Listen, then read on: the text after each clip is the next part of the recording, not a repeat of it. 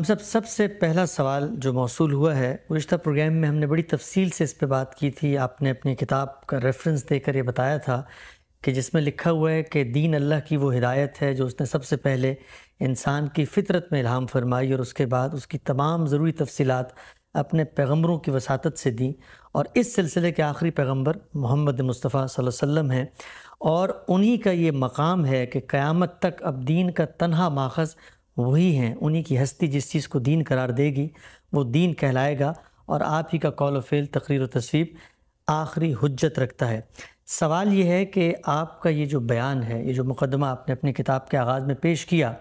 اس کے بعد کیا کسی قسم کی گنجائش باقی رہ جاتی ہے کہ انسانوں میں سے کوئی شخص اٹھے اور وہ نبوت کے اس تصور میں کوئی نقب لگانے کی کوشش کرے، کوئی نبوت کی حقیقت کو بدل کر، کوئی نبوت کے اندر نیا مفہوم پیدا کر سوال میرا آپ سے یہ ہے کہ رسول اللہ صلی اللہ علیہ وسلم کے بعد کیا قرآن مجید کی صراحت، حدیثوں کی صراحت اس بارے میں کیا ہے؟ کوئی پیغمبر قیامت تک اس زمین پر آ سکتا ہے؟ اس کا کوئی امکان نہیں ہے، اس کا راستہ بند کر دیا گیا ہے۔ رسالت مآب صلی اللہ علیہ وسلم نے اس میں ادنا درجے کی کسی بحث کی گنجائش بھی نہیں چھوڑی۔ قرآن مجید نے واضح کر دیا کہ اللہ تعالیٰ نے جو فیصلہ کیا تھا کہ سیدنا آدم علیہ السلام سے لے کر انسانوں کو ہدایت کے لیے وہ اپنے بندوں میں سے کچھ لوگوں کو مامور کرے گا، یہ معاملہ ہمیشہ کے لیے ختم ہو گیا۔ محمد الرسول اللہ صلی اللہ علیہ وسلم کے بارے میں جیسے کہ میں نے لکھا ہے اپنی کتاب میں، اور آپ نے اس کا حوالہ دیا کہ وہ آخری پیغمبر ہے، آخری نبی ہے، آخری رسول ہے۔ ان کے بعد نہ کوئی نبی آ سکتا ہے، نہ کوئی رسول آ سکتا ہے، نہ کوئی پیغمبر آ سکتا ہے۔ اللہ تعالیٰ نے اس دروازے کو یہ کہہ کے بند کر دیا کہ وَلَٰكِن رسول اللہ و خاتم النبیین، یعنی وہ اللہ کے رسول تھے اور وہ خاتم النبیین ہے، یعنی نبوت پر، نبوت کے سلسلے پر ایک مہر ان کے ذریعے سے لگا دی گئی ہے۔ یہ تعبیر ہی اس لیے اختیار کی گئی ہے تاکہ یہ دروازہ آخری درجے میں بند ہو جائے۔ چنانچہ رسول اللہ صلی اللہ علیہ وسلم نے خود اس کی وضاحت کرتے ہوئے یہ فرما دیا کہ لم یبق من النبوہ الا المبشرات، نبوت نہ صرف یہ کہ دعوے کے لحاظ سے ختم ہو گئی ہے بلکہ اس کی حقیقت ہی ختم کر دی گئی، یعنی یہ کہ اللہ تعالیٰ کی طرف سے مخاطبت ہو، اللہ تعالیٰ کسی کو اپنا پیغام دیں، اللہ تعالیٰ کسی کو انسانوں کی رہنمائی کے لیے مبعوث کریں، یہ جو سلسلہ شروع کیا گیا تھا یہ سلسلہ اپنی حقیقت کے لحاظ سے ختم کر دیا گیا ہے۔ چنانچہ آپ نے فرمایا کہ اگر کوئی چیز اب میرے بعد باقی رہ گئی ہے تو وہ کیا ہے؟ الا المبشرات، کوئی کسی کو بشارت دے دی جائے۔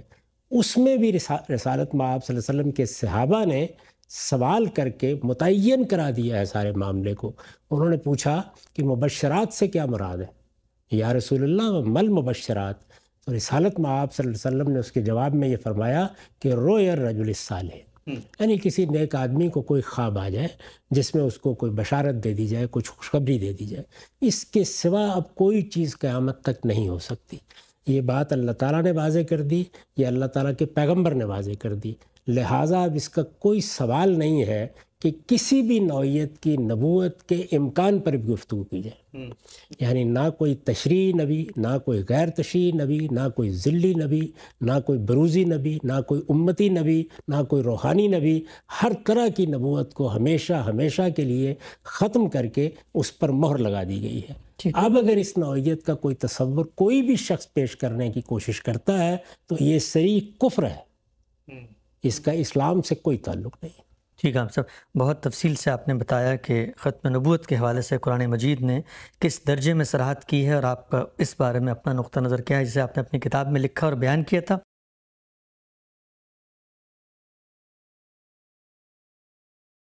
ہم صاحب آپ سے سوال ہوا کہ اگر کوئی مدعی نبوت آپ کے پاس آتا ہے، ہمارے پاس آتا ہے، تو ہم اس سے اس کی نبوت کی اگر دلیل بھی طلب کریں تو یہ ہمارے ایمان کے منافی، ہمارا ایمان باقی نہیں رہتا۔ اس پر بعض حضرات نے کہا کہ غامدی صاحب تو بہت مکالمے کو فروغ دیتے ہیں، بڑے اکوموڈیٹنگ ہیں، وہ کہتے ہیں بھئی دلیل لاؤ، دلیل پہ بات ہوگی۔